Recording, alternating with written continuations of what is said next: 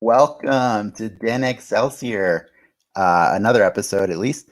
This is the live weekly podcast discussing the latest happenings in Marvel in all media. Let's see. Though, don't worry. We're not total fanboys. If it's related to superheroes, there's a good chance it's on our radars. And don't forget, this is also your chance to pick our brains with any Marvelous trivia or comic confusion that you might have. This episode is being recorded on the evening of Friday, February 19th, 2021. My name is Dennis, and with me, I have a distinguished nerd panel. He's been collecting issues of Amazing Spider-Man that predate him by nearly 30 years. Welcome, Frank. Hey, good to be here as usual. Welcome back. And then we've got our just barely making the cut millennial with an insatiable craving for spoilers and rumors. Welcome, Ricky. Heyo, good to be back. Nice. Isn't that Frank's thing? I think Yeah, so. normally I wasn't feeling it today. I don't know why. Yeah. Okay. I did It's I fine. just sub like- in. Ayo. It's fine. And then we have, we've been on a roll here having guests for a little while, and we're today is no exception. We have another special guest. Fans of this channel may recognize him from our Mandalorian podcast, We Have Spoken, or our toy photography series, Figure Photo Fight. It's amateur musician, toy photographer, writer, and artist, Nas. Oh, Cheers. Thank you for having me. welcome back, man. Thank Welcome back. Yes. Thanks. Or welcome to this live show for the first time. Great meeting Yeah. you for the first time ever. Yeah, you as well. I feel bad like we were talking backstage. Backstage. I love that, by the way. Backstage. Tell them. And I didn't, and I was like, I think I should introduce myself, Oh, but I sorry. feel like we're talking business.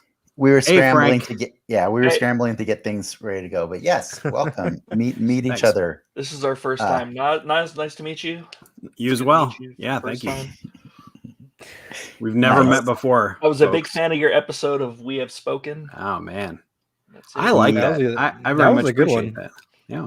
He That was super loved fun. it. He was telling me how when that episode first started, he's like, "Who's this Nas guy? And what does he know?" And by the end of it, he was like getting ready to write like fan cards to you Yeah, and for stuff like real. that. That is high praise. Because you were dropping like expanded universe bombs, and I was like, holy yeah. crap! Yeah, this is the guy. I want to talk to this guy. Well, I feel bad. I don't know if I'll listen. My reading of Marvel ended probably as puberty began. That's not entirely true. yeah. But I'm worried about seeing. I'm worried. I feel like there's a lot of high expectations. So No, you shouldn't Don't hold worry. back. I mean, it's like, so here's the thing. Like, we try to put together a panel because I like to have lots of diverse opinions of Marvel represented and perspectives, so Yeah. it's not Right just about like, let's have all experts all the time. Like, that's no fun, and like the people in Oh, the yeah, audience. you want opinions. Yeah, and the people that are watching or listening can't relate to that either. You know what I mean? So we want we've had people on the show that have called themselves filthy casuals, and that's great, because they get to be that person that's asking the questions, like if we're not getting them from the audience or something. So Perfect. it's totally fine. But I have opinions. You do have opinions, and that's great, and that's why I love you. And you're great at articulating your opinions too. So Yeah. thank you. but before we move on, let's give a good baseline here. Like, let's give the audience like an idea of where you're coming from. So like, tell us. I thought you were gonna drop a word word from our sponsor. This one's brought to you by Nexus today. And Not cool. Yeah, I do like the commercials. Yes, but why don't we talk about what Marvel means to you? Like, what was your first experience with Marvel, Nas? All right. Thank you. My first experience with Marvel was buying Iron Man comics off the rack at 7-Eleven, and actually, earlier than that, getting them at a rack at a ice cream shop at a little vacation spot in upstate New York when we would go on vacation, a little place called Scroon Lake, and like having my mom read the comics out loud to me. And very in particular, this one comic where these characters, I had no idea. I knew one was Iron Man because he was on the cover, and then he had his buddy, and they came around the corner looking for somebody, and they lost him in the chase. And both balloons said, what the, dot. And I laughed so hard. And so that was a thing with my parents. And so, listen, I go way back, but then there was a point where I stopped collecting, but I still was interested, but then it got away from me. So I very much enjoy the Marvel Cinematic because it's kind of retelling the stories that I love. But now it's kind of getting into area that I'm less familiar with, and I'm actually having to Google stuff. That's cool. It's still great because it tells you stories that you love, but without the baggage of like 20 years of knowing about Peter Parker and what he's been doing. They picked the best for sure, from what it seems. Yeah. And someone from our comment section was asking, was that Spring Lake in NorCal that you were referring to? Oh no, this is Scroon Lake in upstate Lake. New York. Yeah, Schroon. Yeah. Gotcha. That's where you go to Scroon. So you grew up in New York? No, I grew up in Maryland. We moved out to California when I was about 8, but that was a place that was like a timeshare that my grandparents had, and they still go there. Like their family still goes there. Yeah, it's awesome. Ricky, but no more comic racks. No more comic racks at the ice cream shop. So. No. And so, follow-up question: is Iron Man your favorite character? Iron Man was my favorite character. I would say my favorite character. Well, gosh, I still like Iron Man, but I don't know who my favorite character in the Marvel universe is. But I keep getting drawn back to Spider-Man, which I know is your favorite. I just think he's. I can't have him, but he won't be on my island. But I could visit the island and talk appreciation with whose island it is. Yeah. I'll have a talking shark on my island. Actually, Ricky has something similar where he pays people to read him comic books or something like that. Something along those lines.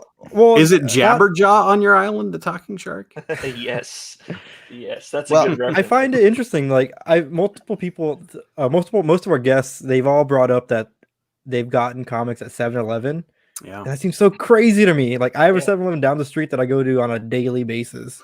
It was the best. Like it'd be so dope to pick up comics there. Just to be clear, that seems crazy to me that you still go to 7-Eleven on a daily basis. Like that's I mean, I got to get my what are the little taquito rollers? Yeah, mid Pando, you got to go to 7-Eleven every day to get taquito rollers. I mean, one's gonna kill me, right? Listen, comic racks were major, and I think the problem with comics these days is that they're not selling them on the rack. Is that it's such a niche collectible now that the audience for comics is now watching the screen, and we who can actually afford it because we have jobs. I mean, we can kind of afford it if I don't want my kids to have anything. Can buy the comics and keep up with stuff. They can eat comic books. It's also tricky. I mean, yeah. For lack, you have to go to a comic store to buy like a traditional comic. I mean, you can go to the bookstore and buy the trades and stuff. The trades and stuff, but you can't just get the singles anymore without going. You know, and there's a big argument there. But I see your point. It's like super hard to get these things and keep it going. Yeah. Which makes something like this show and what they're doing with these comic characters. I love that it gets trickled out, even though it's weekly. You mean our show or our WandaVision? show? WandaVision. in particular. Yeah, sorry. WandaVision and the superhero. We talk the about better all show. things. Gotcha. Oh, yeah. I was like confused. sorry. No, WandaVision, like it being trickled out is nice because you're getting that periodical feeling, right? Where man, that's a pretty good point. That's a pretty good point. Is it though? No, but I was going to argue to your point earlier. Like I was going to issues that matter and issues that don't matter. Yeah, exactly. There was problems. It was problematic to collect individual issues because sometimes you would be left unfulfilled, And so I do agree with you. That is kind of what we're feeling now, and I had not even thought about that for the last 6 weeks. I hadn't really considered the fact that Marvel on TV feels kind of like that. That print media is dead. That's pretty cool. Yeah. Well, don't say that. Don't say that. If you got a Spider-Man and you were stuck on a bad story, you could just pick up Captain America or Darkhawk. That's fair, but that's only because that's how it is right now. Eventually, we'll have more. You know what I mean? Pick up the Star Wars comic, The Mandalorian. But before we go, we're going a little too far ahead of ourselves. Like really quick before we jump into the what we're gonna do for the show. Frank, Ricky, did you have any Marvel, like any cool Marvel happenings for yourself this week? Like what'd you do? I know I was playing Avengers and getting excited about the fact that eventually in a month we'll get some new content. That game will be good. What was I doing? I've been reading. Actually, I started reading the Vision Scarlet Witch miniseries, and then after I was done with it, I caught back. I went back to the Avengers West Coast. I wanted to see how it started that they joined the team, but they weren't even in the original lineup of the team. Yeah, like Tigra and Wonder Man and Hawkeye and yeah. So and Centurion Iron Man. Oh yeah, that's right. Silver Centurion Iron Man. But it wasn't. It was James Rhodes. It wasn't. It was War Machine. Machine. Well, no, he was Iron Man. But they all talked. Okay, they talked to him like he was Tony. They're all like, "Oh, hey, Tony," and he's like, "Oh, because he kept it a secret for a while." He's Tony. Yeah, hey, I remember that talk that we had. Wait, what? You're saying it was James Rhodes in the armor at the beginning of West Coast Avengers? Yeah. In the Silver Centurion armor that he got from issue 100? No, it was the yellow and gold. The yellow and red. Yellow and red. Yeah, I don't know. Are you talking issue 1 of West Coast Avengers? Issue 1, West Coast Avengers. It was a 4-part miniseries that started in 1984. Okay. And then in 1985, they yeah. started issue 1, and then he got the Silver Centurion armor. Okay. But I didn't read the miniseries. That's where that was right after Secret Wars was the case. Also, he also had the red. Right. It was right after Secret Wars and right after like Demon in a Bottle. So they were kind of dealing with the fallout of Tony being a stinking drunk. Yep. Or just peeing his pants, like if you watched Iron Man 2, because that's as far as he went with Demon in a Bottle in Iron Man 2. Which is too bad. Somebody's salty tonight. I'm ready. Had a no beating clause in her contract. So. Ricky, what was your Marvel week? Like 5, maybe 6 years ago, I bought a bunch of trade like hardcovers at a Goodwill for like $10, and I realized that one of them was Young Avengers, and I've never read it. So I picked up that and looked at the first page, and then had to do the show. But more importantly, I watched Behind the Mask, the documentary on Disney Plus. I actually watched that. I watched that today after you. Did you catch it? With you two. Yeah, I watched it. It was pretty good. It's a little bit of reused kind of themes and materials, but it's a cool show. If you haven't seen it, it basically just walks you through the history of Marvel, right? Like and how how they've grown in their desire to be more inclusive and representative of everybody. I mean, I enjoyed that they were not shy to talk about their failures. Yeah, but I mean, they gloss over them. But yes, they at least mentioned them. That was my favorite part as well. Yeah. What was the? No, I don't think you should do it. Out of context, it's not going to be good. Okay. Go watch the show. There are some seriously inappropriate things, but they frame it in the form of a documentary, so it works. I mean, talking about it, I don't. It's an hour. It's a quick watch. It's a quick watch. But it was really good. I'm saving you from further future. I'm saving you from cancel culture right now. Cancellation. I would not be able to articulate how they did. Just trust. It's a good show, and they show the good with the bad as far as the history goes. And representation in Marvel. It's pretty fun. Exactly. For some reason, it's not in the Marvel section. If you go on Disney Plus, you got to like find it. You go to new. Oh, I didn't even notice that. Go to new. I looked for it there and it was like not there. And they'll probably fix it tomorrow or something. But you get me happy whenever you guys say Behind the Masks. This is the second time. I know it's not. It's not the Leslie Vernon story. Yeah. No, which is also great. Anyways, I think that's enough of us just hanging out and chilling before we get to the real stuff, maxing and relaxing and all that stuff. You know. No, for real. So we got a lot of show to do. So let's just give you guys a quick rundown of what we're gonna do. Obviously, we are at least mildly excited to talk about episode 7 of WandaVision. I'm at like a good 4 out of 10. Yeah. But before we dive into that, we do have some news and rumors that Ricky's gathered for us to discuss. And stick around after we're done with the whole WandaVision thing to check in on Multiverse Bingo. And as we've already seen, like we've got people asking questions in the comments. Feel free to shoot off any questions you have about Marvel or comics or anything that we talk about today, and we'll try to answer them for you. So with that, go for it, Ricky.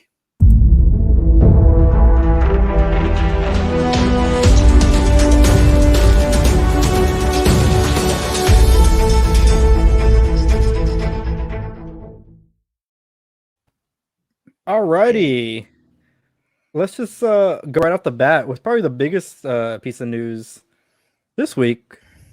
Is not Marvel related, but we got our new Supergirl. Actress Sasha Kaya got the call, and it was actually a pretty awesome moment. We have the clip here. I like this moment, and I was. All right. Do you want to fly? Yeah, I would love to.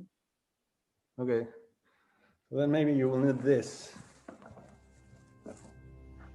You know what this is? What? You're Supergirl.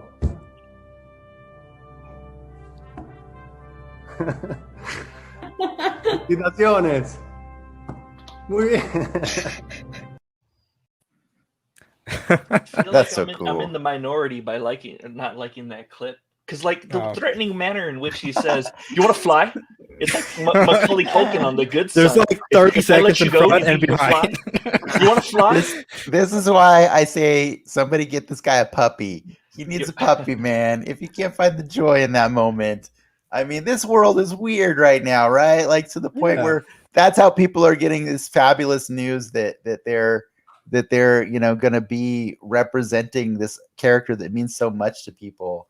And like it's got to be through Zoom. It's weird, but like I felt the emotion in that moment. It's cool. It's Soda's got my back there. Cow Soda says her body language is kind of uncomfortable. See, it's because he's like, "You want to fly? You want to?" I mean, it's dope on two fronts. We get another female superhero in the on screen, and then we get another Latinx character or Latinx representation on top of that. It's cool. I know it's in an alternate world for Flashpoint period, whatever. It's still cool. Representation matters, and like I appreciate it. And that director's the guy that did the It movies, right? Yeah, is that right? Andy Muschietti, I think. Muschietti, whatever. So will the movie be half good? Yes. The first half. Yes. I mean, it's a DC movie, so yes. Be violent, right? Oh boy! See what I did there? Mm-hmm. Staying with the movie. I like that Sasha Kaya is an unknown. That's cool. So we don't have any like expectations of her or anything like that. Super cheap. She can do a horrible job. I'm sure she'll do fine, but she could, in theory, do a horrible job, and it'd be fine because she's an unknown, right? Hey, like some of the, a lot of the kids, a lot of the kids in the first chapter of It, they were great and they were unknowns. Yeah, they were unknowns. They had like half of the. I said a lot. I said a lot. What was his name? Yeah, I was gonna say the Wolfman or whatever his name is. Wolfgard. Finn Wolfhard. Yes, obviously he was the known quantity. The Ricky Schroeder of the 2020s. He's gonna be Schroeder. That's You're dating yourself right now, buddy. That's all right. What else you got, Ricky? What else? Staying with some quick film stuff. The Punisher and Jessica Jones film rights return back to the mothership. Marvel has full control to bring them back. I don't know if they will. So I thought of something about this the other day because I was browsing Hulu, and I noticed like there's a lot of Marvel movies that are just kind of living there, that are like the rated R ones, like what is it, the Deadpool movies, and I think there's a version of Wolverine or something like that that's there. And I was like, okay, this makes sense. I was wondering, I forgot that Disney kind of owns the majority share of Hulu. And so, man, I wouldn't mind Punisher and Jessica Jones on Hulu. I don't think they could be on Hulu, though. I thought that Netflix owns the show. No. Oh, you mean continue the show? No. This is literally the news you're reporting right now. I thought you meant like I thought you were referring that you were, but no, the existing show. Sorry. No, those are Netflix shows. But I mean, like because I have read rumors that they plan to use those actors in the new universe, or in the correct universe, and I would love to see their, like, if they. I don't want to see them on Disney Plus, is what I'm trying to say. I don't want to see Punisher ever on Disney Plus. He has no business being on Disney Plus. He needs to be violent. And I need to hear people swear like sailors when they have violent things done to them. Bellowing bilge rat are matey, right? Is that how the sailors talk? I think Seacow Soda wanted to know how we feel about. They're not all winners. Seacow Soda wanted to know how we feel about more Latinx representation. Well, any personal reactions? I mean, I think with the Supergirl thing, like, she's a Kryptonian, and it was always weird that Kryptonians were like white people, right? They're aliens from a distant universe. And the fact that she's a person of color, not all Hispanic people are dark skinned with brown hair. You can have a multi-mix of everything. So to have them not go into the obvious, blonde hair, blue eyes, American girl, I think is kind of a cool thing. Because she's an alien. Like she's an alien. She shouldn't look like the default here, right? I mean, yeah, you can question Kryptonians in general and why the hell they look exactly like us, but it's there's no reason they can't look like all of us, right? They don't have to look like just a handful of us. So yeah. I guess it just depends. If she can act, that's fine. She can be whatever she wants as long as she can act. Right. Yeah. Can she be Superman? Sure. If she can act, if she can play the part. They don't have to CG her mustache on. Oh man. Cancel.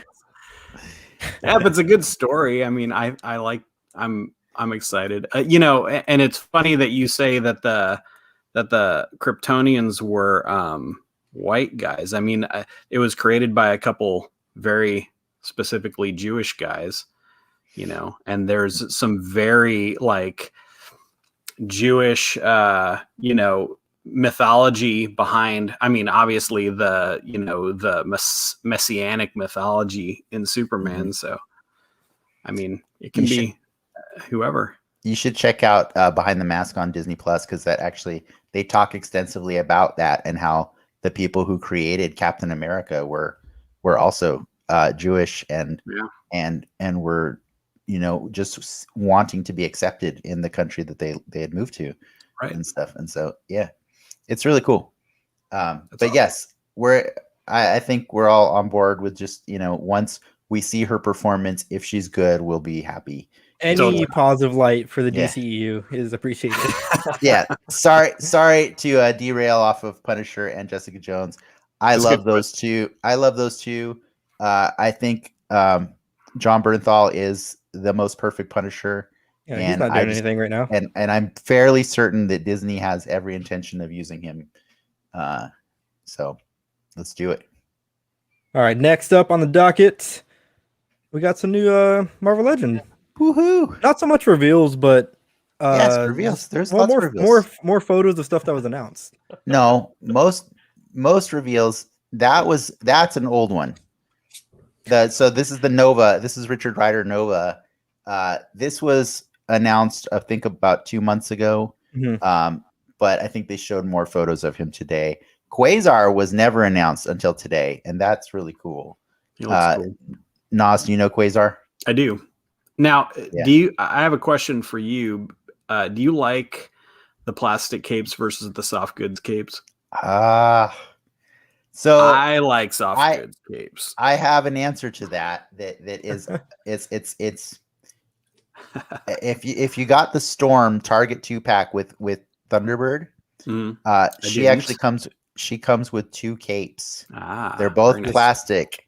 One is flat and laying, like just standing position, and the other one is flowing like she's doing storm things. If they did that all the time, that would be my preferred. Because the reality is, like, I think they look better. Like, I don't think cloth goods in general hang correctly on a figure that's 6 inches tall. They just don't. It doesn't look right, So my preference is the plastic capes, even though it generally limits what you can do with them. Yeah, I got you. I just don't like it's Vader. I just don't like the limitation. Him around, he's not gonna like that. Yeah, well, he's made of the Force. He's fine. Well, I kind of feel the same way, right? Like, and in this scale, which is my preferred scale, it's kind of the same thing. I want to throw a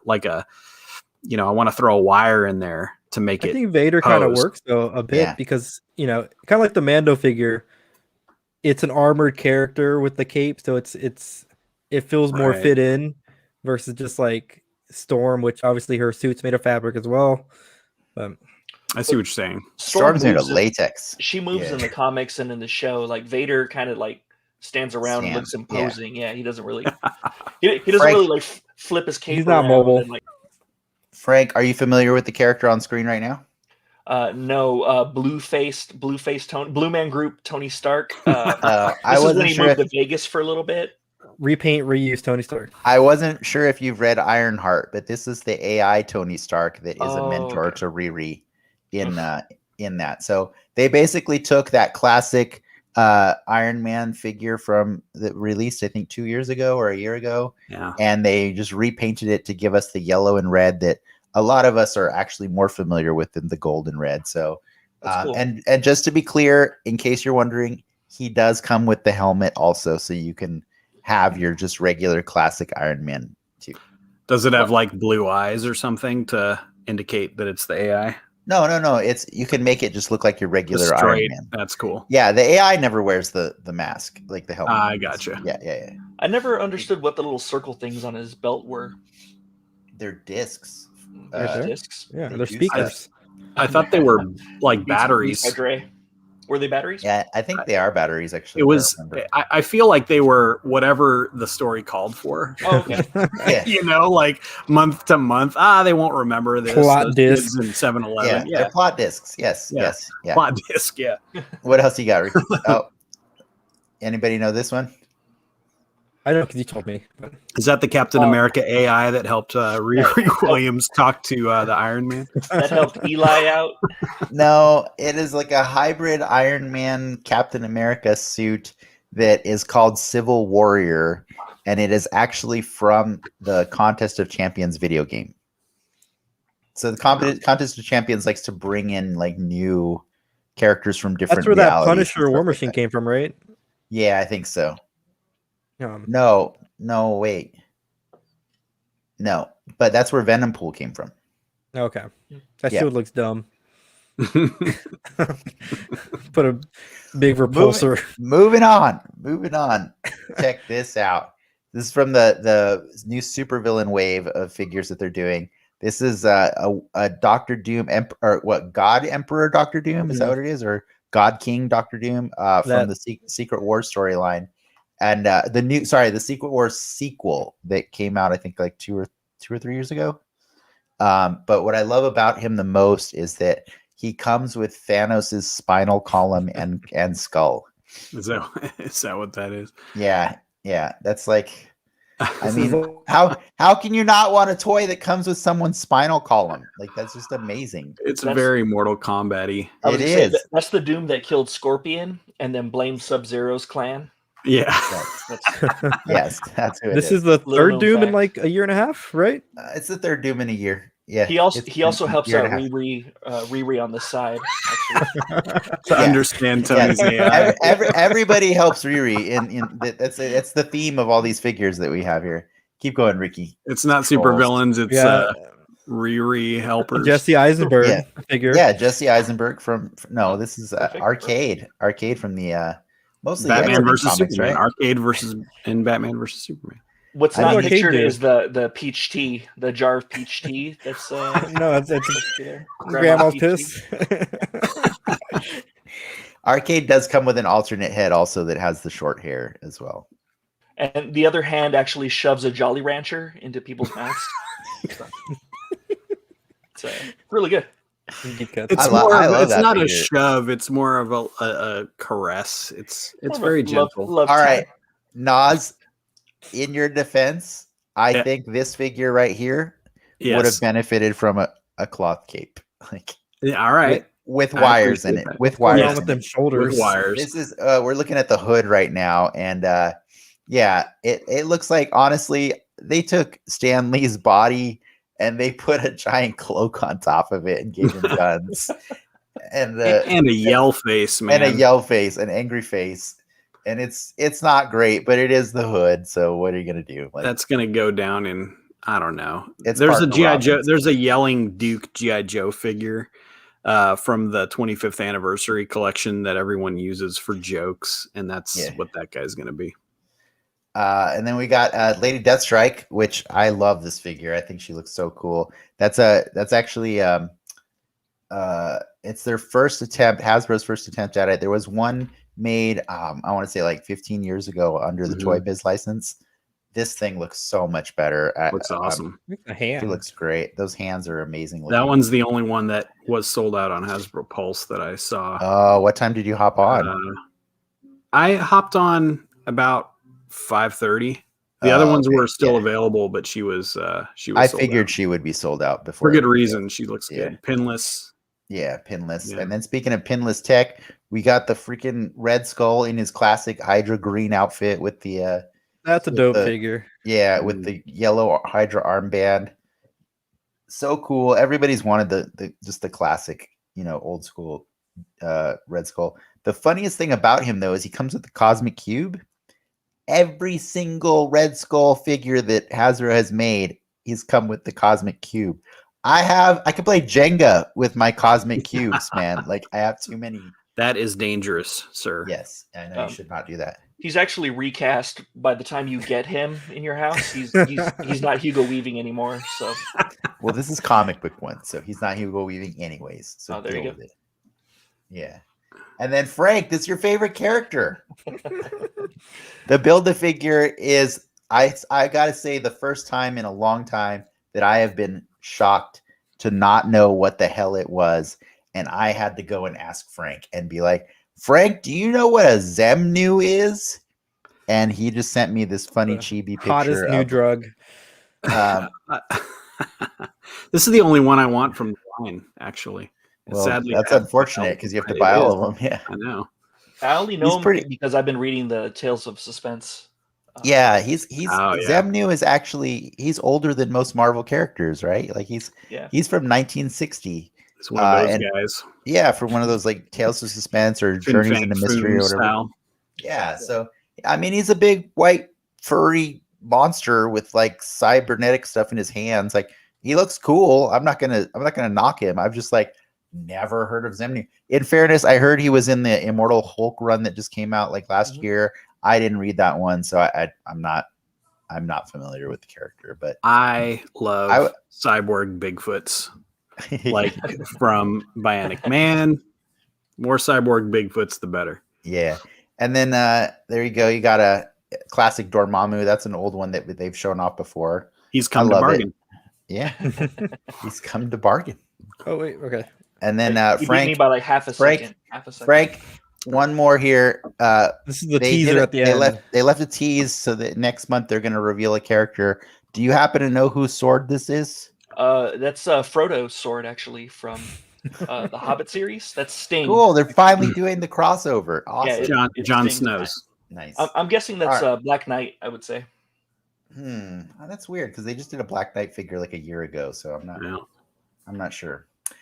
Anyways, we've done this. We've been talking about the toys for way too long. I was very excited to have that come up, and I was happy to have Nas here for that too. You know, it was a fun live stream where they revealed all that stuff, and I also appreciated that in the live stream they mentioned that they were really excited because they hadn't had the chance to watch the new episode of WandaVision this morning either.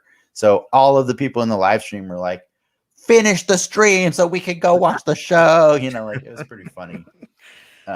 But what else? You got anything else, Ricky, before we move on to that? I'll leave it with this one. You asked me to add this for today. Todd McFarlane reveals plans for extended Spawn cinematic universe, right? Or universe. I don't know that it's a cinematic universe. I think that he's planning to do 4 more ongoing books. Spawn's back, baby. Comics. I mean, nice.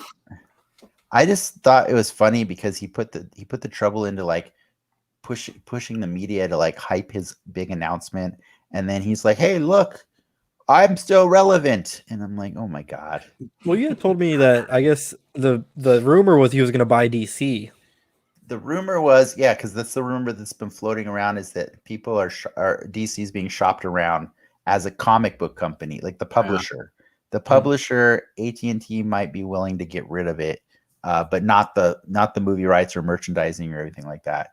And we know they've had a lot of problems, and they did massive layoffs a few months ago, and they just moved their offices over to Burbank, only to be basically shut down by the quarantine. So and they're switching a lot to digital print. So people were like, maybe Todd McFarlane, because Todd McFarlane bought the rights to the DC toys, like, and so we thought maybe he would be, and rather than put them out in the standard scale, he added an inch to everyone. 7 inches, yeah, it's ridiculous. So what's you guys? Robin. How many points of articulation is it? Like, it's like it varies. It's not even consistent. He has like a dumb word for it. Oh, Staction figure is the word. Cinematic. Hey, I mean, but they come with the stand, right? They come with a card. Great. You need a stand for some of them to stand up. I have a question for anyone. Does anyone know Spawn? Because when he first came out, personally. Yeah. Because I have a question for him. Later, actually. When he first came out, I want to ask him about his power levels, because there was a whole thing when he first came out. The whole story was like he had limited amount of power, so he had to like. And now we're getting into Spawn universe. Did that get blown? I believe he did finally use them all in like somewhere around like issue 100 or something like that. Really? And then what happened? He converted them to Bitcoin after that, and then I don't know, because the point is that like he drew that out for so long that most of the fans stopped reading, and he's made a press announcement to remind people that Spawn still exists, and he's going to be doing more Spawn stories. And I'm like, cool. What made Spawn cool? Because like I was late for the Spawn hype, and then we were dumb. Spikes in the pipe pouches. Like how I feel like it all happened so fast, because like, do you remember the 90s? Late 80s, 90s? It was 90s. It was 90s. It was the art that made it so cool. And he basically he took a bit of the Venom, he took a bit of Venom, he took a bit of Prowler, and he just kind of mixed it all together. A whole lot of Edgelord. Yeah. and he just made a character. But anyways, I never heard of the Crow. Sorry. I didn't mean to spend the whole time hating on it. I just thought it was funny that he wanted to be in the news cycle this week, and so there he is. But let's move on. We've had a lot of time. We've exhausted our time actually, so I think we're out of time. Let's go. Frank doesn't want to talk about WandaVision anymore. Sorry. Let's go to the bingo cards and then talk about next week. Frank, there's no other toys we could talk about. It's a preview of Frank's attitude about the show. I think that's the cue. Hey, Ricky, do the cue.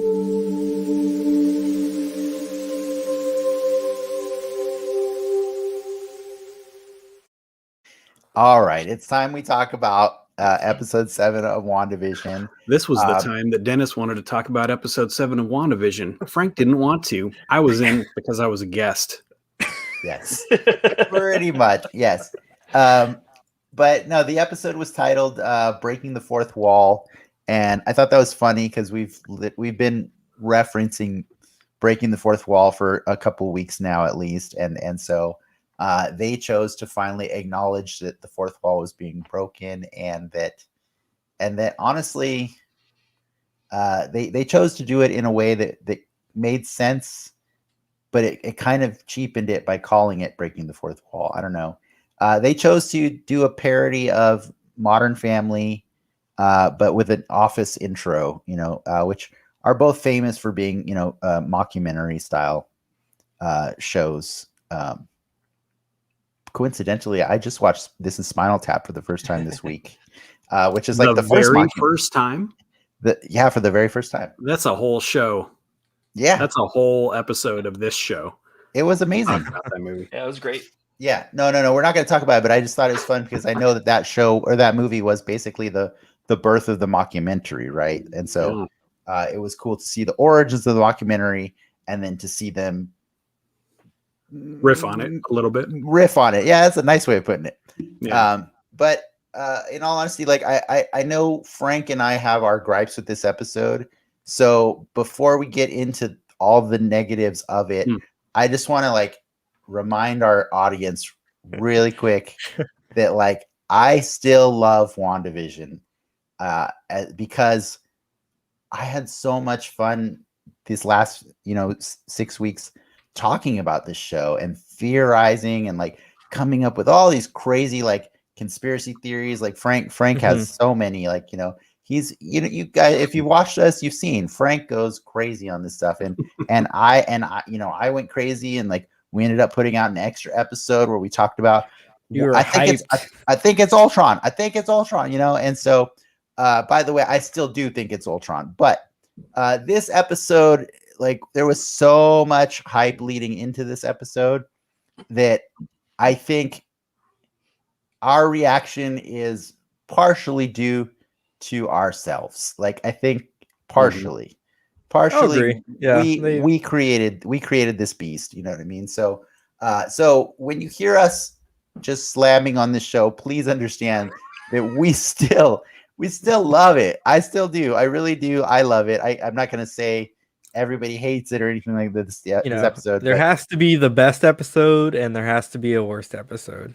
Yeah. That's right. And it's like the prequels. I make fun of the prequels all the time, but they're the ones I quote the most. They're the ones. You mean the Star Wars prequels? Yeah. Sorry. When I'm talking about the prequels, I assumed. Those are the ones I quote the most. Those are the ones like I begrudgingly like the most because like they brought me a lot of joy like throughout the years, and it was cool to see like my daughter grow up with the prequels, or my little brother grow up and say like, C-3PO is kind of a douche, but I like that Jar Jar guy, and I'm all like, pretty cool, really cool. I agree. My favorite prequels are the prequels to 7, 8, and 9. But I riff on those. Those are great prequels. I do like those. But I riff on 1, 2, 3 a lot. And but it comes from a place of love. At the end of the day, it's all Star Wars, and I have a great time. You gotta love your kids no matter what, right? Yeah, no matter if they say midi-chlorian, if that's their first word, then you don't slap them. You don't slap them right off the gate. Yeah, you wait. You wait until they're 20 something, and then you do a show with them where you just them every week. I want you to be a guest on my show. Yeah, be the show with me so I can completely berate you every week. Now you may hear Daddy say some things you haven't heard before, but you wait until they have finished their peanut butter sandwich, and then you shove them in the basement later. Yes. But let's talk about WandaVision, and let's try to talk. Yeah, speaking of kids getting shoved in a basement, let's talk about WandaVision. That's a great segue. Well, that's a great segue. Let's talk about the things that we liked, however brief that may be. Sure. And then let's talk about the things we didn't like, and then we'll move on to all the zany questions that we have about this episode. So why don't you go first, Nas? Let's remind the chat. If you guys spoiler got a question, time. If you guys got number one, it's spoiler time. Number two, if you guys got a question, go and put it in the chat. If you're watching on Twitch or if you're watching on YouTube, just enter it in the chat and give us a like while you're at it and subscribe. Nice, he's shilling for us. By Nexus. I love it. Yeah, yes. Brought to you by Nexus. Yes. All right. Brought to you by Yo Magic. Okay, you want me to talk about the highs of the show. Let me. Why don't you start with one like, one dislike? How about that? One like, one dislike. That sounds reasonable. I liked the Agnes reveal. I liked the kind of funny way it was done. I liked that they got into some questions I had, because I was like, if she's, even as it was being revealed, I was like, but if she's the villain, Agatha all along, if she's the villain, what was up with this where she seemed like she didn't know what was going on? And then they kind of showed that, they answered that. And so I was like, okay, cool. Like, that wasn't out of nowhere, you know. They kind of tightened it up. But I think there's a problem with showing all of that, because it makes you go, oh, I mean, this is pretty definitive. Like, I really enjoy the mystery, and now the mystery is over. And yet, I will say reveal with parentheses, because maybe it's another partial misdirection, just knowing what we know about Agatha Harkness from the comics. Now, a low point, I felt like the rest of the episode felt largely unnecessary. And I have to say, part of that is because it was kind of leading to this reveal at the end, and yet I feel like the whole series was leading to that reveal at the end of this episode. So I feel like it almost should have led with that reveal and then gone from there. I felt like leading up to that, I was just like, okay, cool. We finally have an answer, and now we're done, and we have to wait again. But we've been wondering this whole time who's behind it. So I feel like you should have led with that answer. And more specifically, I think us as comic book fans have been calling her Agatha, sometimes accidentally, for like 6 weeks. You know what I mean? We're like, she's got to be Agatha. Come on, she's Agatha. Well, you know. So. I mean, it is. I am relieved that that cat's out of the bag. You know, the rabbit's out of the hat. I guess is better fitting. That's good. But you know, we got. It took a while, but we got that out of the way. Yeah. So I think one of the highs for me is seeing that reveal, and I do think the little sequence. I like the little theme song they had. Thought it was cute. It was Agatha all along. And I killed Sparky too. Yes. No. Like, that's when the crowd turned. It was good. It was well done. John Wick looked up. Let me say something really quick on this, because like I have a few things to say about that. So when we're doing the show, you know, we kind of have we write down an outline of the things we want to hit and stuff. And for reference, you know, to help us not forget stuff, sometimes I'll write down like the key points, the plot points of the episode. And so, but this week, what I wrote for the key points of the episode were a bunch of stupid shit happened that may have been Agatha's fault. And that's all I could write, because like everything else, like you said, Nas, there was so much unnecessary to the show.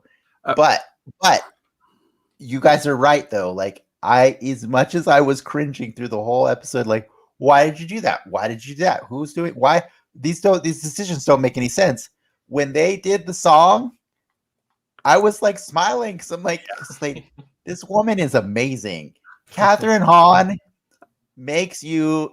It's so hard to be mad at Catherine Hahn. Like, she's so good at that character. She's so good at it. You know who else is a good actor on the show? The character of Agnes, who had a full ride scholarship to Juilliard and other performing arts school, but she instead decided she wanted to be a witch. But I mean, her first love is acting, as shown in like the scene where she's in the car acting for Vision and whatnot. Like, it was really good seeing her act. Yeah, really let loose. Hey, I did call that last week, by the way. I was like, I think she's faking it. I was gonna say Ricky called it first. I think Ricky. And we shut Ricky down, and then you called me down. Also, no, and then Clark tried to shut you down. It was in my notes, man. It was in my notes. Well, you mentioned that like a lot of the earlier stuff kind of was for nothing, and I'll agree with that to a certain extent. We talked about it a little earlier before we were prepping the show, but a lot of those early episodes were really meant to show the love that Wanda and Vision had for each other. I think we meant everything that happened in this episode. Or the episode. Well, that's correct. Okay. I meant, but go ahead. But continue your thought. It's we only got like I think literally 5 minutes in one movie and then 5 minutes in Infinity War of them as a couple. So those early episodes, while a lot of people didn't like them, I enjoyed them because it showed that love, and you can kind of see some of the grief that you could feel like, oh man, she must be hurting right now. That's her partner. But did we need about Wanda? You're talking about Wanda and Vision. Wanda and Vision. He's talking about Agatha and Sparky. Yes, yeah. And context Ralph, matters. Their love. But did we need 6 episodes? I mean, quote unquote, 5 episodes of that? Well, we didn't get. Okay, to be fair, we didn't just get 5 episodes of that. And like to your point, you were saying, I'm glad the rabbit's out of the hat. I'm not just glad about that one. I'm glad about all of them because by this episode, all the things that we expected to happen out of this show have happened now. We expected Billy and Tommy. We really hope to see Quicksilver, on this show. We expected Photon to show up on this show because they so much as told us that was going to happen. You know what I mean? Like, and we kind of expected Agatha, right? Like we were pretty certain that she was Agatha. So I love that all of those things are out of the way, not just the Agatha thing. So like if it took 5 episodes to lead up to us having all of that stuff, or 6 episodes or whatever, we're on 7 now.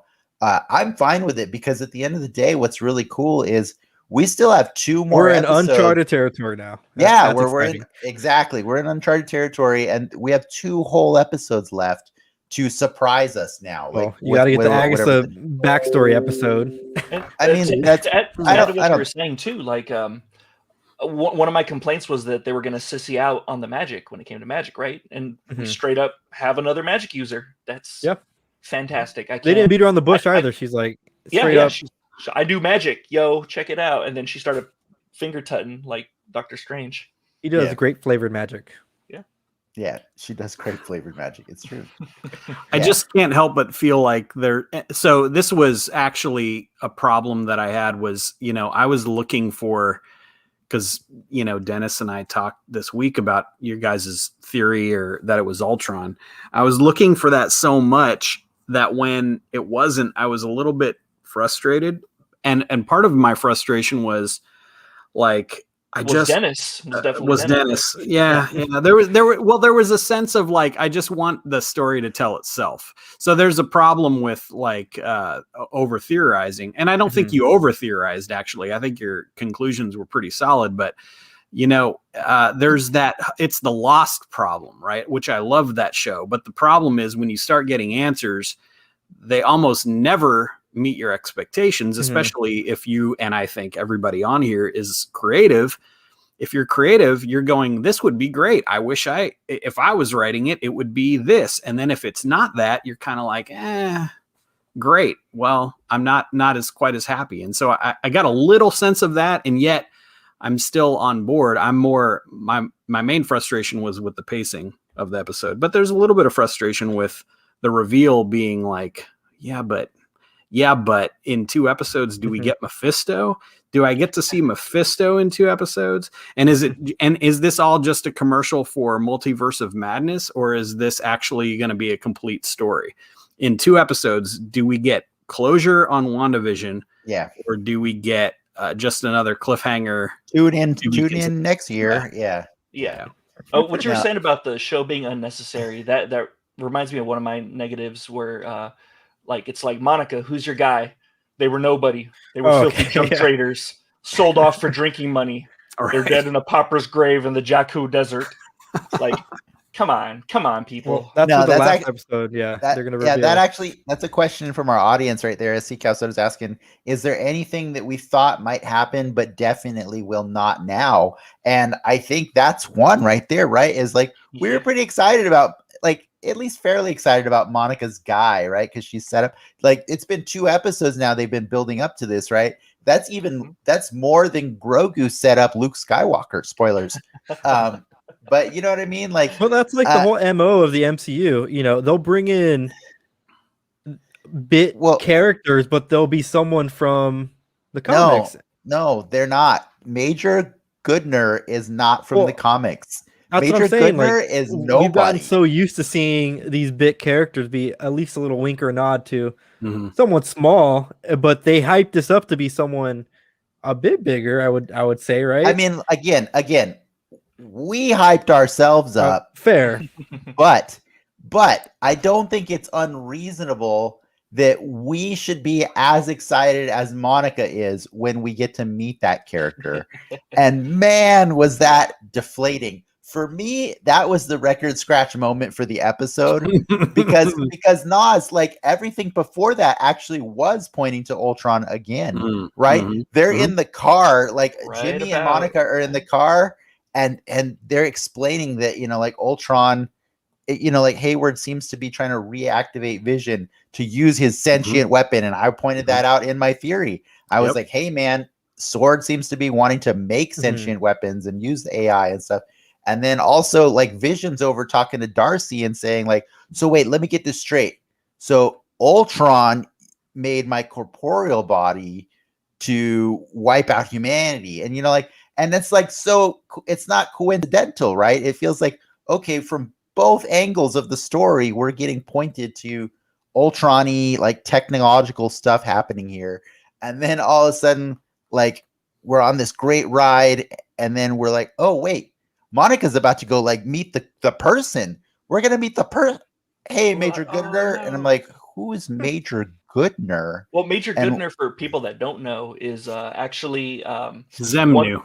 No, it's one of Darkseid's troops. He has like Steppenwolf and then Major Goodner, it's Granny Goodner in the DC universe. Granny Goodner. Goodness. Yes. She was in the Snyderverse trailer. Did you see her? Yeah, totally. She's standing right there. So it's going to be really cool to see that crossover pan out. No, but like that was so underwhelming. And then like everything that followed from that moment on in the show, just like, what are you guys doing? So it's like, I mean, also they didn't even need the MacGuffin of the car. The lunar rover or whatever was so dumb because it's like, oh, I got the best thing, and then Jimmy's like, you think she'll be okay? It'll go through. Like, it'll go through. It'll sail through, right? No, it does not go through. And then Monica just jumps out and then decides with no helmet, you know what? I'm just gonna wing it. And like it sounds like they were filming in Atlanta, and they're like, shit, we need an action scene.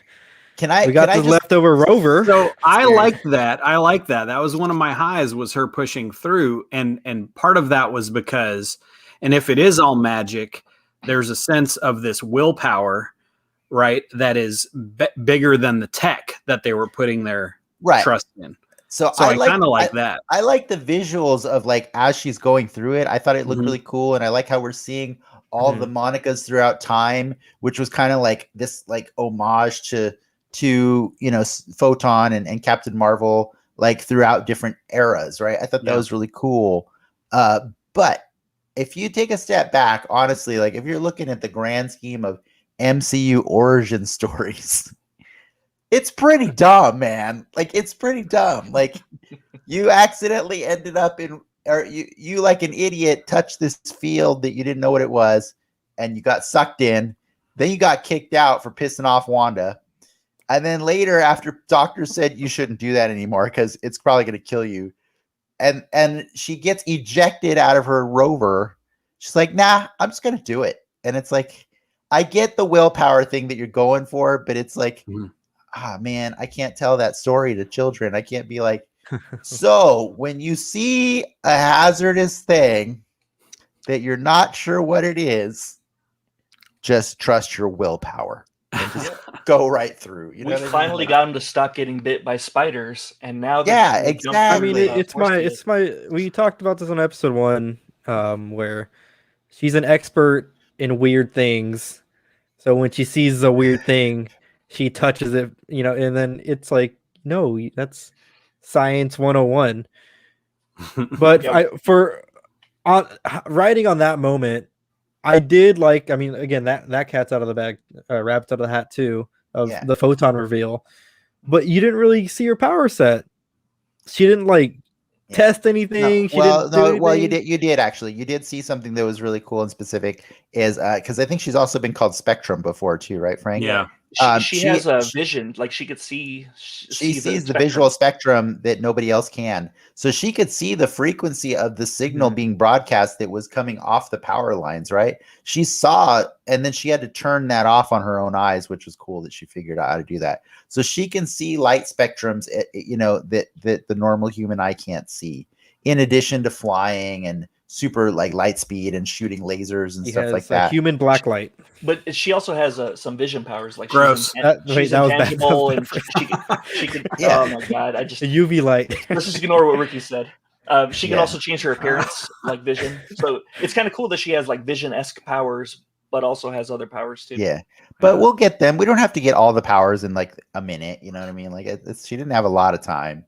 But I appreciated that she showed through, you know, her willpower or her new powers that Wanda can't just push her around anymore like she could before. Yeah, I'm not mad at us having Photon. I just wish Photon's origin story was not as sloppy as it ended up being. Well, they didn't want to waste any time in Captain Marvel 2 with that. So that's fine. I get that, you know. But why did Granny Goodner warn her? Granny Goodner, am I too soon? Didn't even say like stop, slow down. Any other likes or dislikes? I mean, I'm sure there's lots of dislikes. Likes. I like the Nexus. I like that being mentioned for several reasons. The Nexus of all realities, the convergence point of all realities. The convergence point of all realities. That's cool. But the other thing that I like is that Wanda is a Nexus creature, which means that she exists the same way across all realities. And I thought that was really cool. And that's something that may be touched on in Multiverse in Mom. Yeah, Multiverse of Madness. But I just MOM. I don't trust Marvel to be able to explain that very well. So, or I trust them to over-explain it.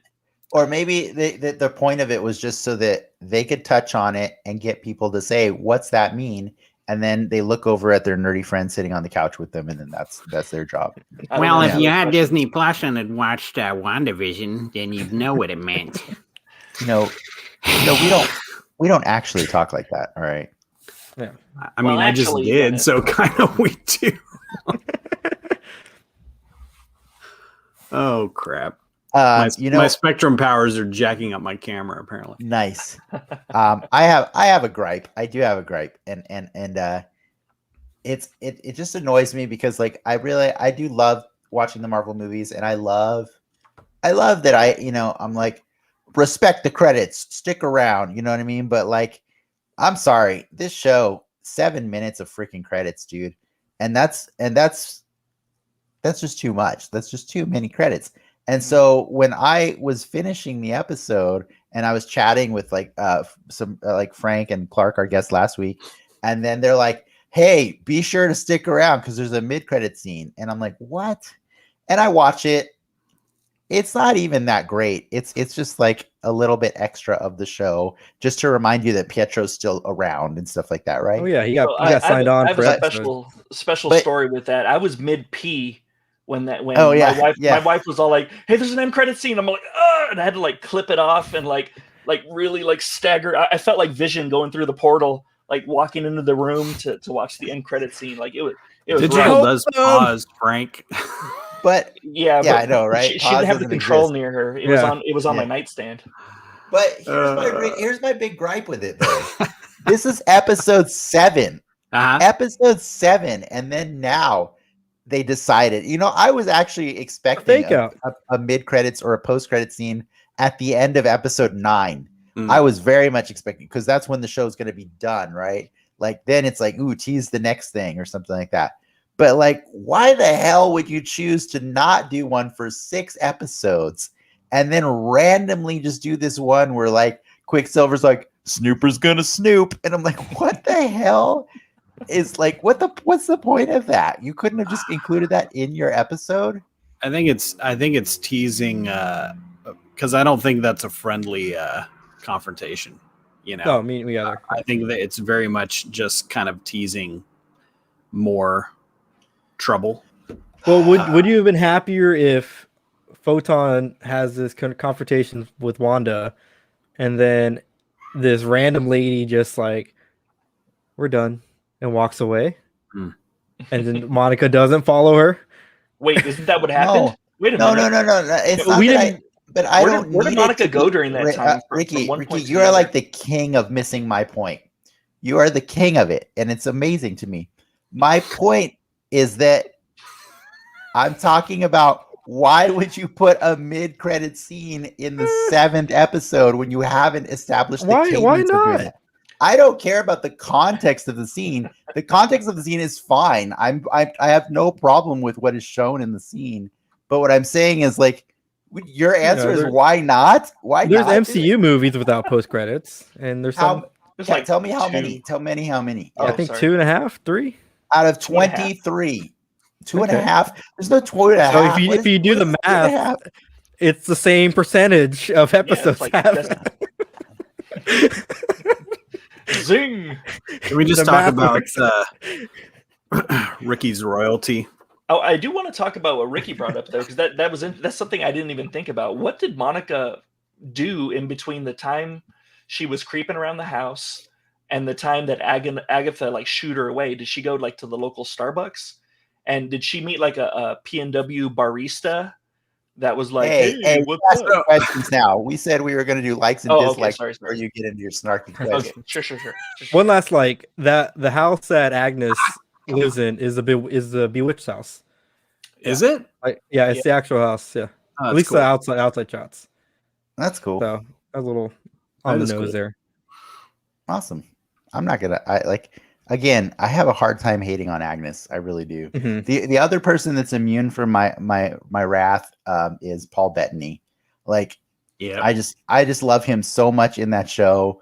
Like everything he does, like he's always like just on point with every single era that the sitcom has gone into. He's just right on it, man. Like when he was just doing the testimonials sitting outside the truck, like, he's just so spot on. And like when he breaks it and realizes like, why am I even doing this? Just his delivery is so great. My favorite of his was, I think it was last episode. It was one of the 80s shows when he swaggered into the kitchen the way they used to do that walk where it was like they were kind of starting a dance. And I was like, we talked about that last week. Actually, the dance that was perfect. I love the dancing. Just in general. Yeah, he's great. Yep. Do you guys have any more big ones that you want to get to so we can let Frank unleash? I did like when Vision was all like, "Hey, you don't remember me from last night? We locked eyes." Like that cracked me up. That was so cute. That just made me laugh. Oh, but just the I don't delivery think he was said funny. it like that, but yes. Yeah, he said it like that. He's like, "You don't remember me from last night, baby." I could see how, from Darcy's perspective, like that seems like a come on for sure. Well, they're also in a circus too, right? Like I actually felt for her in that moment because it's like this sounds pretty heavy. And then when he's all like, "Do you want to fly? Do you know how to fly? Can you fly?" And then she was all like, "What? What are you talking about?" We're losing Frank in the meta right now. I will say I actually have to say something about that, because one thing that threw me in this episode was they said that they weren't receiving the show anymore outside of the right. So why were they behaving in the show? Like, who's broadcasting the show, right? And why? So we're definitely in question time now. If they can't receive it, that's okay. That's for the Chinese markets. That's why there was no Mephisto revealed, and why it'll probably be Ultron or Nightmare. I think it's a perfectly fine time to go to the questions, so that we can just get into all those, because I have a question. I do like, before you go on another one, I like your question. I like that question. That is the question. Yeah. And I have an idea, because like I was asking the same question too. Is like everything about this feels weird, because like they're not broadcasting, and they're still like the characters that aren't the main ones are still totally behaving as it's a show, but the ones that are actually still also behaving like it's a show, right?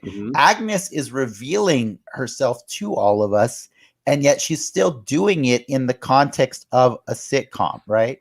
Which is why I put the parentheses about the reveal, because it makes me think like she's under some there's somebody else. There's something else, right? So like I can't. That's why I actually didn't give up my Ultron theory yet, because like I said when we did that theory, I said that the concept of having Ultron and Agatha, they're not mutually exclusive. You can have both of them be on the show, and that's fine. Like that, like we can still have a magic user, but also have a rogue AI be responsible for setting up the simulation. You know what I mean? And the way things were behaving in the show still looked digital. You know what I mean? They still didn't look like magic, like normal magic.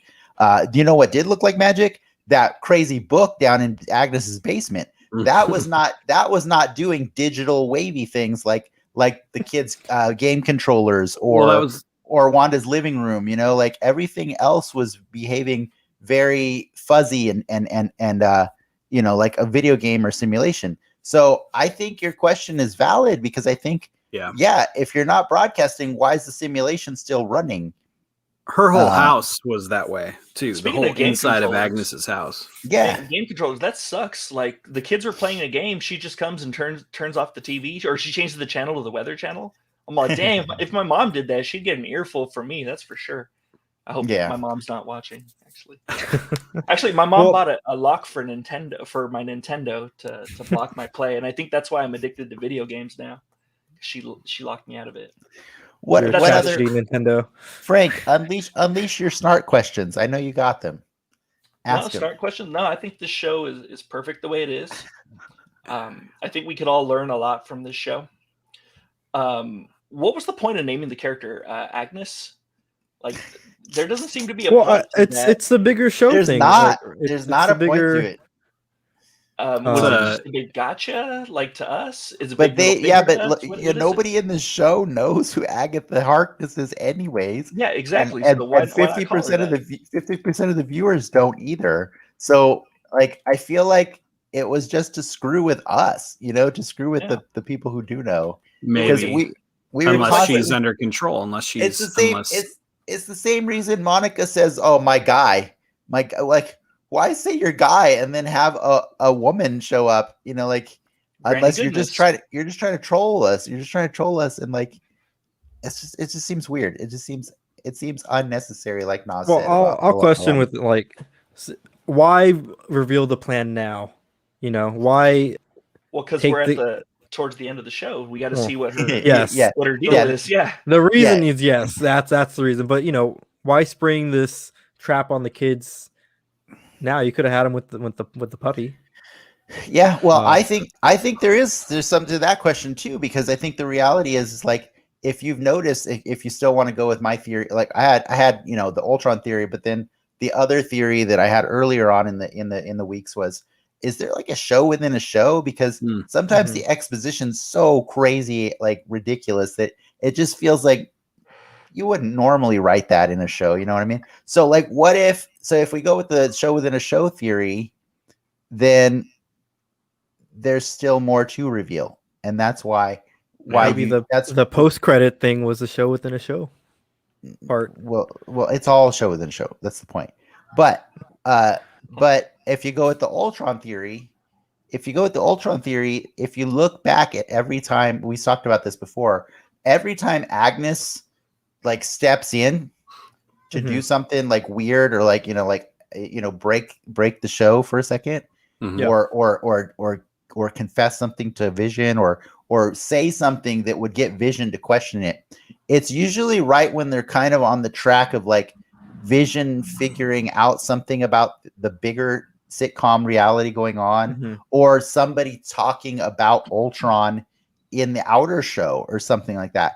Every time this thing's gone off the rails, it's because people are starting to draw conclusions to, hey, we're reactivating Vision, or noticing stuff that like is just kind of out of the ordinary about the sitcom. So what if Ultron is involved and he threw the Agatha reveal in there because it throws people off the scent again. Right.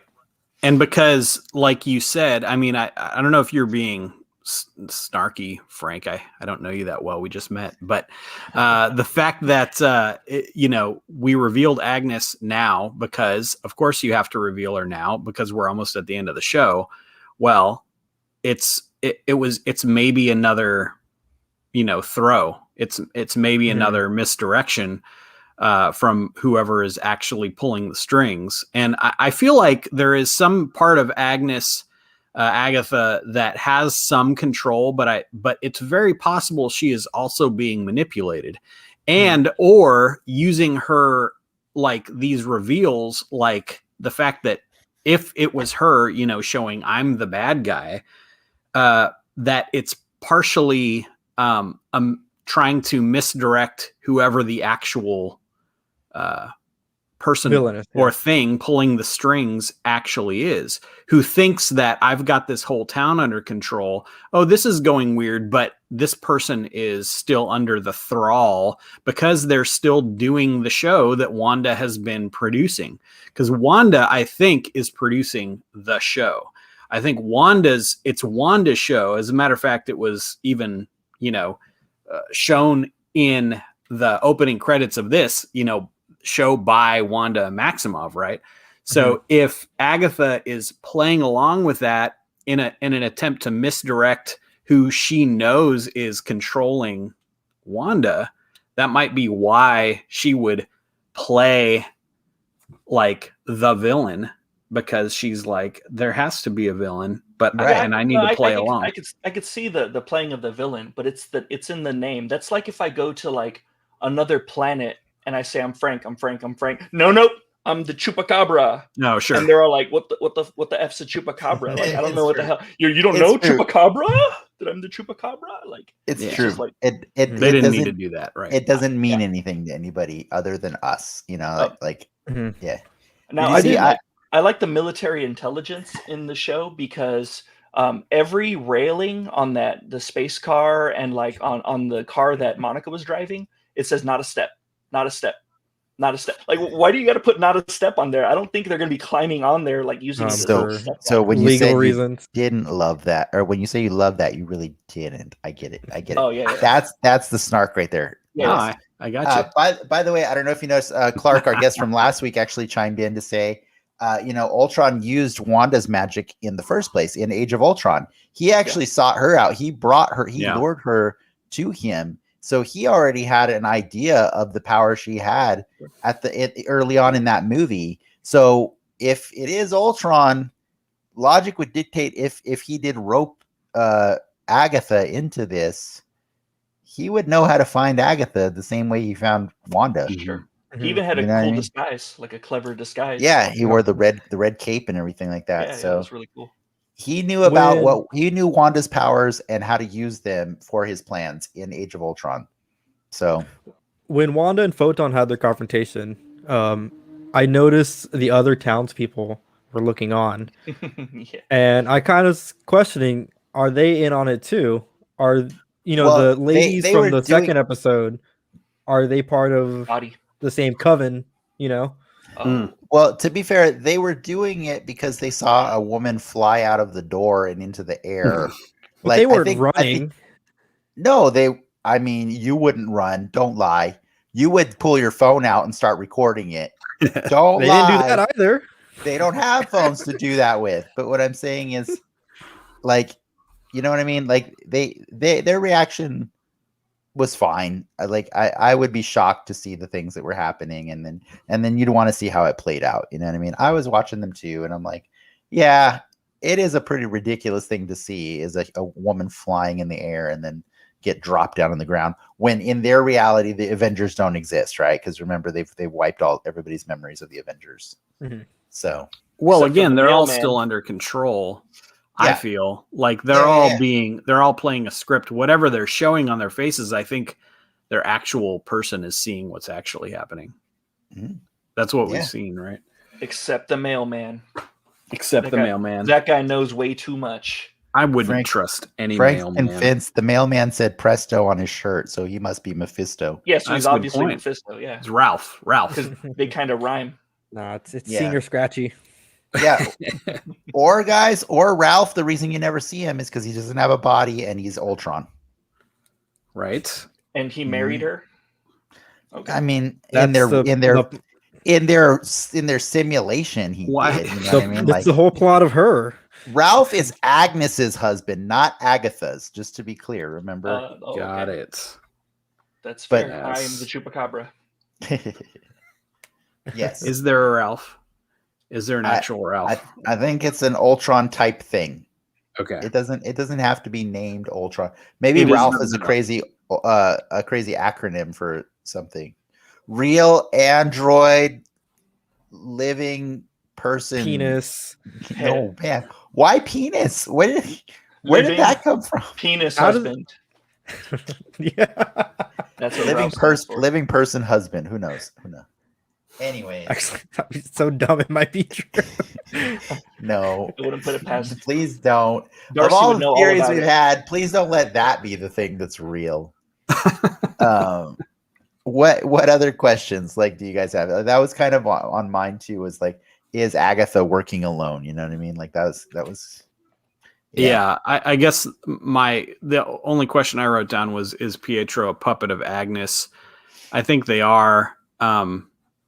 I think he is, but is he actually dead? Is he? I mean, what's his deal? I'm curious. Yeah, about. we don't know which Pietro he is definitively yet. They were teasing a lot more multiverse stuff in this episode with that Nexus commercial, and some of the others. I can't remember the specific words, but I felt like they leaned more into that direction in this episode more than others. Yeah. Okay, we got And a what's good the goal? Valid Why- question in the comments. Why we got another comment in there? And why would Ultron partner with a witch? I turn that question back to you and say, why did he do it the first time, like 5 years ago? Yeah.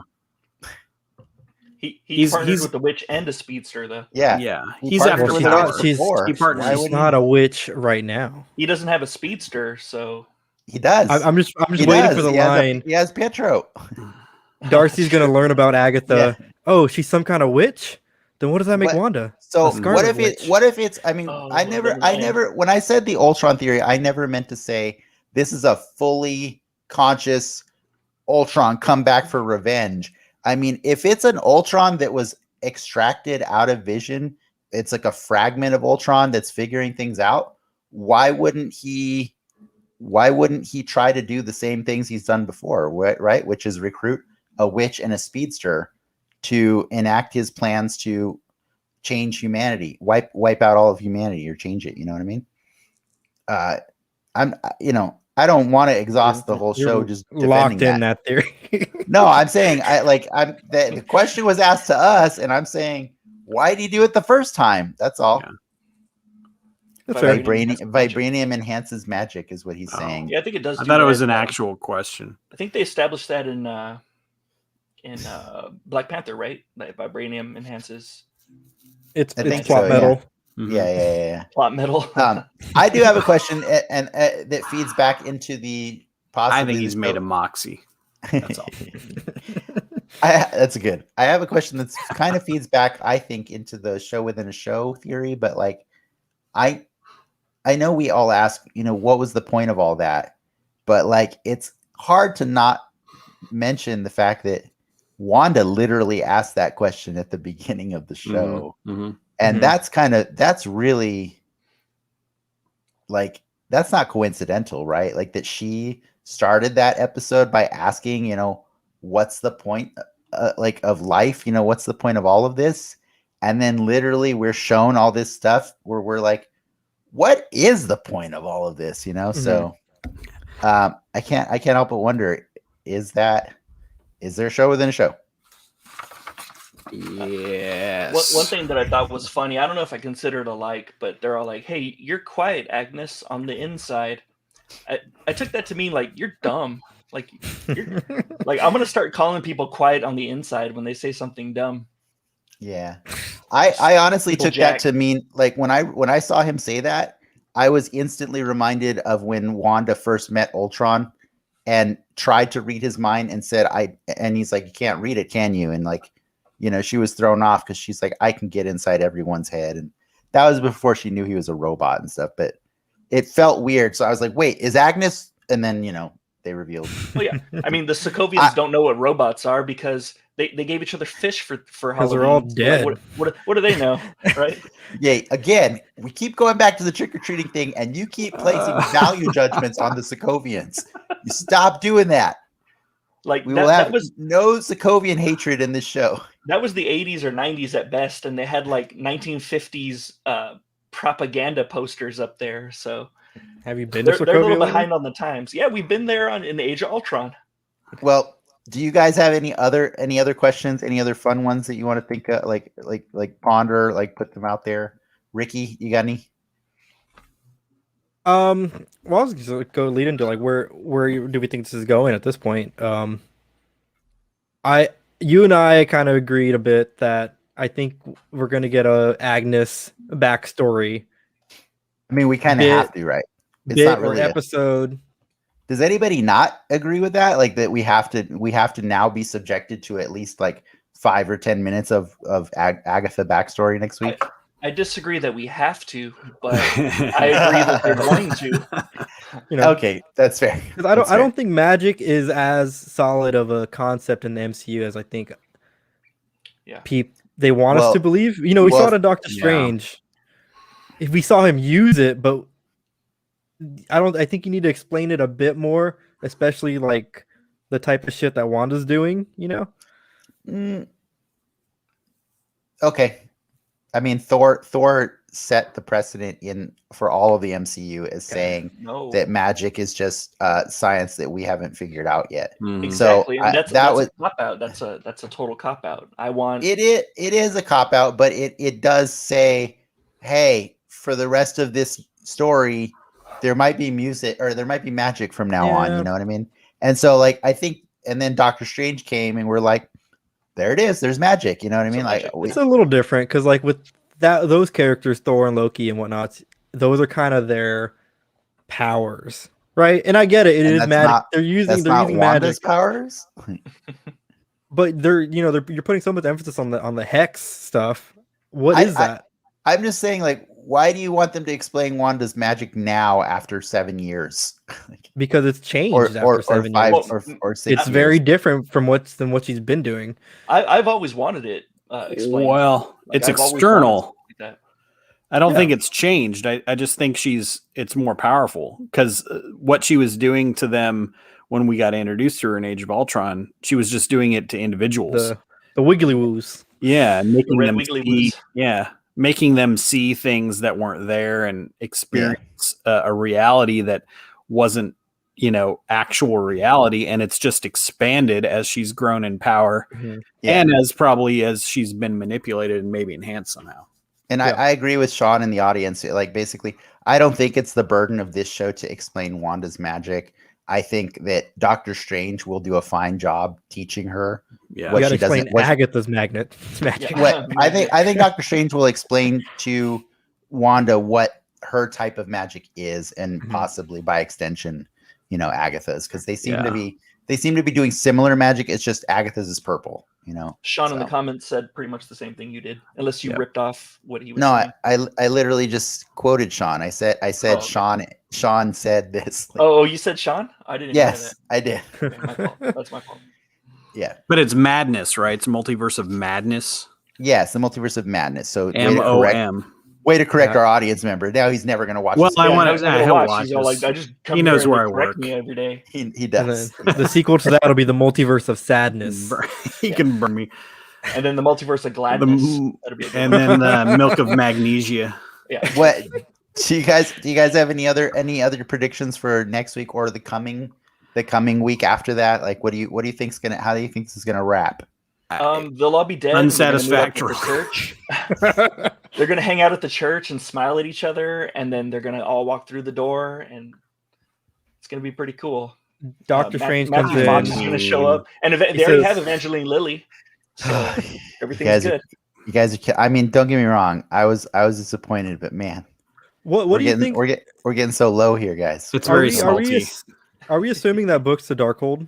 Or no, other spooky books? We are not assuming the book is the Darkhold. The Darkhold has actually already been featured in Agents of S.H.I.E.L.D. and does not look like that. And it says Darkhold on it. It kind of does say Darkhold on it, but like in a weird font. I I don't think they're Arabesh.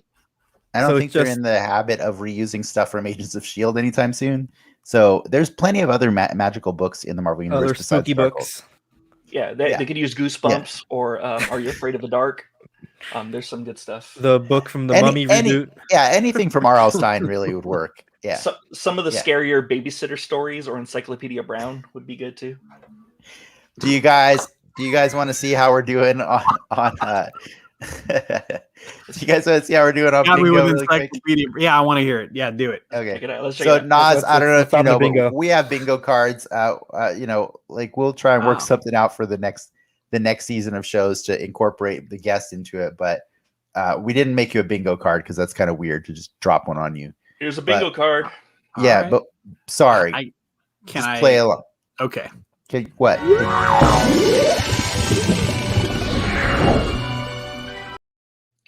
Can I win something? Way to cut him off mid-conversation. He said, "Play." That was all you. He was like, "What do you want? Can I?" Bah? He's the king of not understanding your point. That wasn't me, by the way. Ricky clicks the buttons. He's not the Earl. I know. Of not understanding your point. He's the king of it. I'm sorry, Nas. Please join our show again. No, you're good. You're good. So actually, I think most of the stuff that's on our bingo cards this week has already been touched on before. Nas, just so you know, the stuff in green is stuff that's been recently brought up. The stuff in gray is old stuff that's been brought up, and it's a filled out bingo square. And then the stuff is yellow is like it got close, and we were like, we just need a little bit more to solidify it as a official square. So on this week's for mine, the only new one I really got was they said Jarvis. Like Vision actually. Jarvis. Yeah, Vision said, that, okay, so I came from this, AI called Jarvis. Right. And we got a definitive Agatha Harkness. Oh, we did. You're right. We did get that. You're right. We did get a definitive Agatha. Sorry, I forgot that I had that one yellow for so long that I just kind of forgot that it finally, we've had that yellow since week 1. They did. Well, Auntie A's, right? Auntie A's kitty litter. Yeah, exactly. Yeah. So, I think that's the same around here for Frank's as well. I basically have every space except for anything that'll let Frank. me in. Frank, yeah, you screwed yourself. Frank, I think it's very fitting that like the only thing you need to win now is Mephisto, and that's what you've been rooting for this whole time. Like, yeah. I would very much be excited to see if you get Mephisto in there because. That'd be cool, but yeah, you're really close. You just need that. Thanks a lot, Chinese audience, for not liking satanic things. My God. And then Ricky, I don't know. You started out strong. I'm a weird one. You started out strong, but I think you at this point need Natalia Maximoff by name, and I don't think we're gonna get her. If nobody wins, Ricky wins. I would say, Dr. Eric Selvig's gonna come in the last episode. He flew in from the state of Virginia, and he's relaying a message from Bruce Banner. Yes, I guess so. But that doesn't help you win. Like I feel like we might get Mutant, we might get Magneto, right? That's one of the popular. I have actually seen a lot of popular rumors that are hoping for Magneto to show up, and I'm like, man, at this point, like I thought I was doing low hanging fruit with Ultron, and even that is looking. That's looking like 50-50 at this point. You know what I mean? So we're gonna get Granny Badner. Badner's gonna show up, and that guy works for Hayward. That was Hayward's guy. Get this guy a puppy, man. There has to be some sort of like, what's the bombshell with this? Goodner fighting Badner, or with this show? I feel like every MCU has at least one big plot point that brings that story forward. Well, and I don't know what it would be for this. They started leading us by trying to draw the connections and say like, okay, Hayward's doing this thing, like Hayward is trying to reactivate Vision because he wants a weapon. So I feel like they didn't draw that out more to not address that, right? So at the end of the day, we still have to wrap something up with Hayward. And his culpability in all of this, right? Because he is partially to blame at least for what's going on in the show and whatever the aftermath is of it. So Hayward will probably get resolved by the end of the show. Agatha, I'm not sure if she'll get fully resolved. she might get resolved the way Loki gets resolved at the end of every movie, right? Which is just like, oh, Loki, you silly guy, you know, like or like they'll be like, oh, Loki's dead. Dang, that's so sad. And then Loki's just like sitting there. He's like, I'm totally still alive. I'm totally still alive. This is sweet. Clark had a question before. He's asking how the Mind Stones gave Pietro super speed. That's actually a pretty good question. That is a good question. It unlocked the powers of the mind. Maybe she did it though. Like I feel like the speed is her manipulation. It's what she wants. Cool way to work that into the story. Just like it must only work. It would have to only work in the Hex the same way Vision is only alive in the Hex. Yeah, Vision might only be alive in the Hex because he is powering the Hex. You know what I mean? Like he could, like I've still said before, like she's the only thing that could kill Vision besides Thanos, right? And that's why he asked her to kill him. Yeah. So because they operate on the same frequency, so if she can destroy the crystal that powers him, she can also power him, right? I mean, using Marvel logic. So if she's technically powering him, but he's running, like say he's got an Ultron protocol or something on him that's running the simulation, you know what I mean? Like maybe he needs to be in the simulation to be in proximity to her and to exist. I don't know. Like, well, he can't be running the simulation because when he was out of it, why didn't the simulation break down? Yeah, you're right. That's fair. Damn, checkmate. That's not checkmate. It's not checkmate. I'm just saying, I'm not so locked into that I'm willing to like die on that hill. Dennis, you're out. Clark, you're in. I'm out, guys. Clark is going to be the new host of the show from now on. Clark, you better step up, buddy.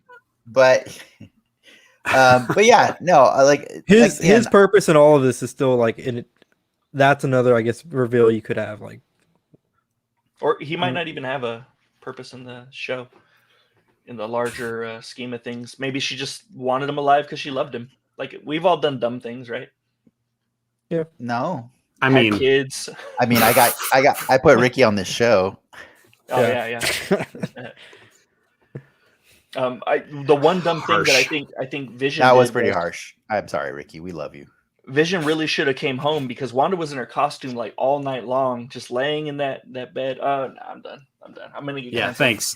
I think we might be done with Frank for now. I thought it was a little weird though. I mean, she didn't seem like, oh, where's Vision? But if your spouse was in a Halloween costume, when you last saw your spouse was like your children were saying he's hurt, you do a thing, you pass out, and then you wake up and he's not there. It's like, you're ungrateful. Well, she's losing her mind, man. I mean, she's and I guess.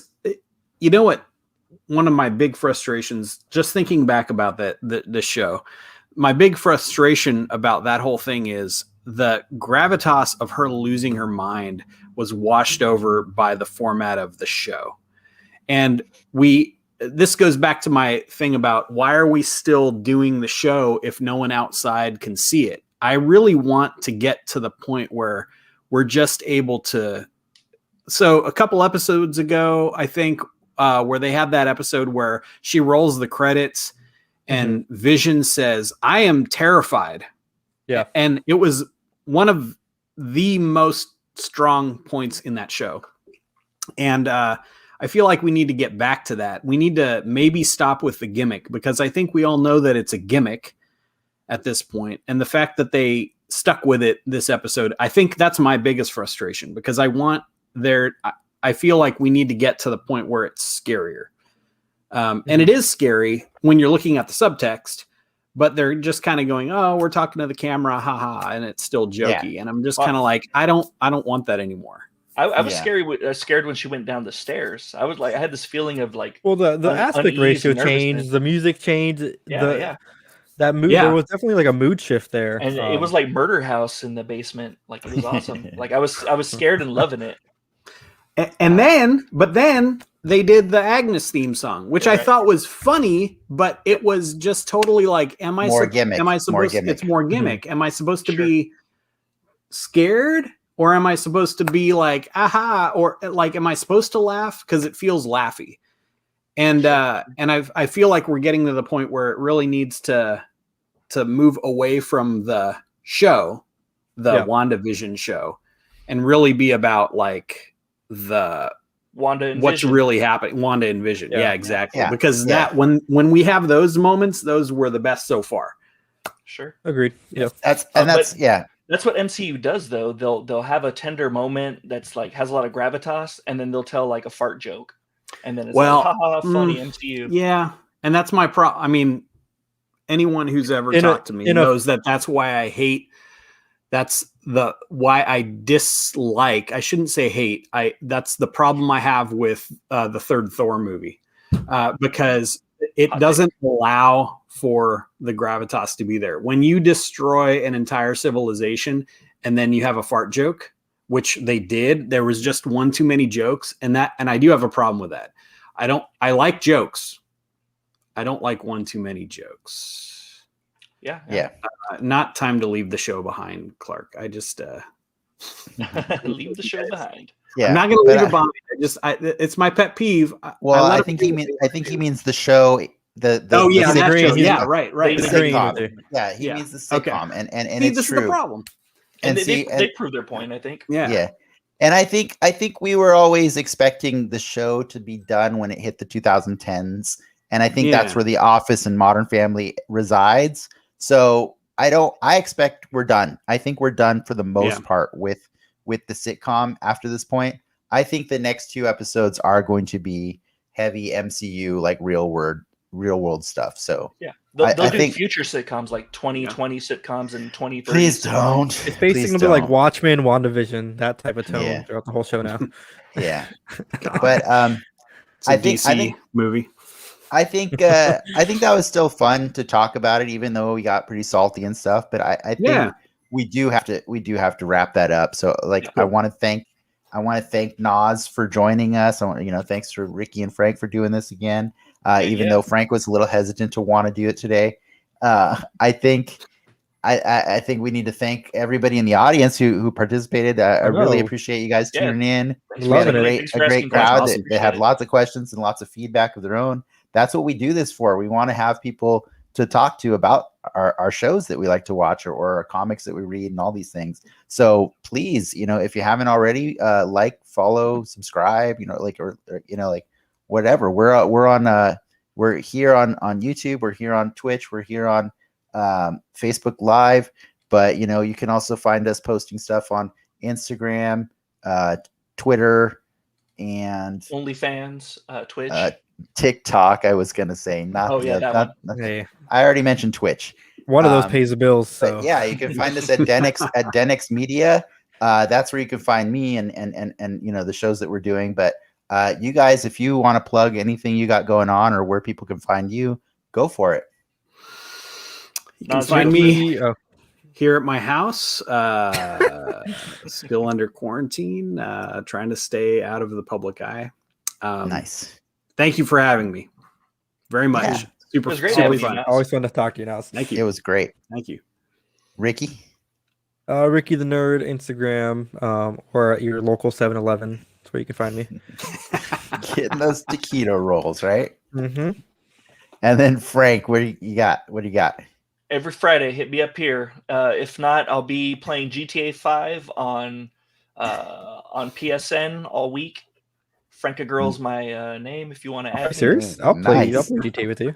Hell yeah! Nice. There you go. Awesome. Match made in heaven.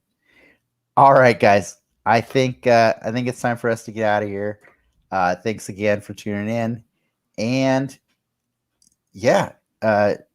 thanks for watching Den Excelsior. See you next time. We love you 3000.